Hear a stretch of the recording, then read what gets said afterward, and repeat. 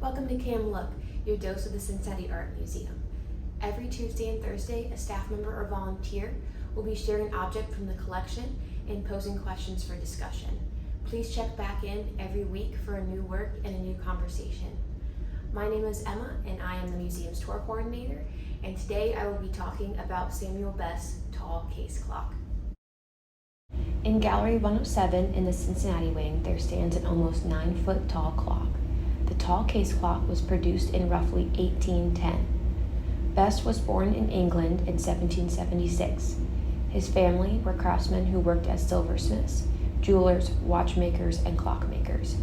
The family journeyed to America in 1801. After a stint in Philadelphia, the family moved to Cincinnati. Samuel quickly became the most prosperous of the three Best sons, who had learned the family trade from their father. The same year Samuel arrived in Cincinnati, he established a business in his home, a log cabin located at the corner of Front and Walnut Street. Best assembled and repaired watches and clocks and made such items as silver tumblers, milk and soup ladles, teaspoons, sugar spoons, watch seals, and keys. Best married Eunice Winkley in 1804, and from the best of our knowledge did not have any children.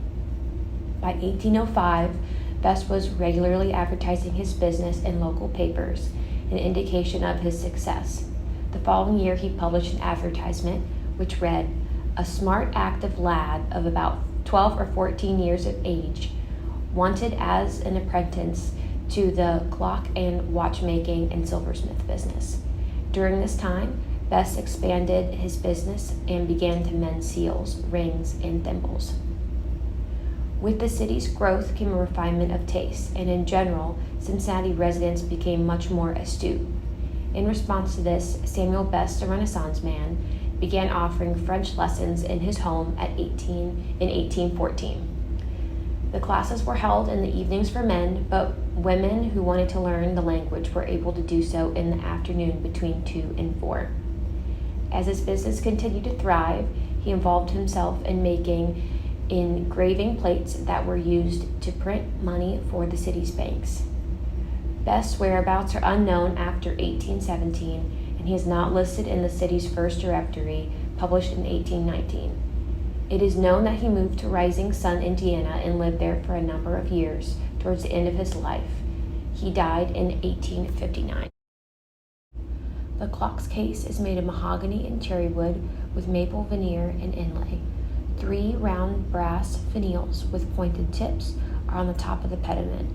The finials are modern replacements. They would have been originally made out of wood.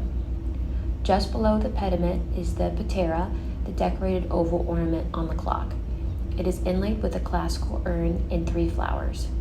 The face of the clock, which is behind a glass door, is painted. The revolving dial is decorated with different phases of the moon from full to crescent. The numbers above this area correspond to the days of the month. On either side of the dial are map-like illustrations of the world. The circular dial below has 3 metal hands and painted numbers that correspond to the hours and minutes as well as the days of the month.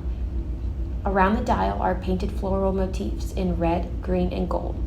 Although the face is signed Samuel Best, Cincinnati, he likely did not make this. It was most likely made in Boston by either Nowland and Curtis or Curtis Manufacturer. In the 19th century, it was common for the labor of clockmaking to be divided between craftsmen. Although the tall case clock is attributed to Best, the only thing he actually manufactured is the internal machinery.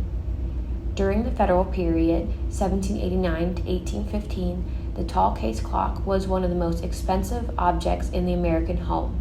It was often prominently displayed as an expression of the owner's wealth in the parlor, where the family did most of the entertaining. In the years between 1810 and 1820, around the time the tall case clock was made, Cincinnati's population nearly quadrupled, increasing from 2,320 people to nearly 10,000 people. Many of its inhabitants at this time had come from the East, and when they moved to the city, they brought with them their good taste and desire for fine things. Best's tall case clock is an example of demand for high-style goods during Cincinnati's early history. Security guards say that they hear the chimes of the clock late at night, even though the clock's weights have been removed. Some questions for discussion. Do you think that the clock is actually haunted? If you would decorate this clock, what would you carve into the wood? Where would you put this clock in your home? Let us know in the comments below. Thank you for joining us, and please check back in next week for a new work and a new conversation. Thank you.